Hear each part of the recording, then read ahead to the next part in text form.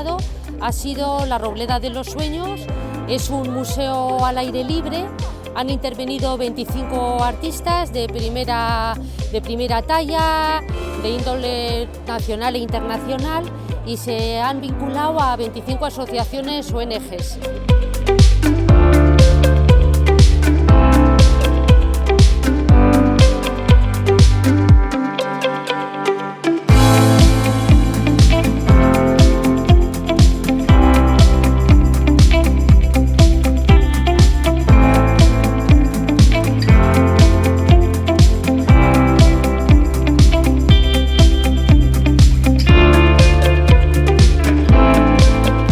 Proyecto muy bonito, es el único museo hoy en día visitable, pintado visitable, porque hay más museos pintados, pero lo que es naturales, pero en este momento no son visitables. El que teníamos aquí cerca era OMA, que ahora no se puede visitar, es una lástima, y creo que es un proyecto único.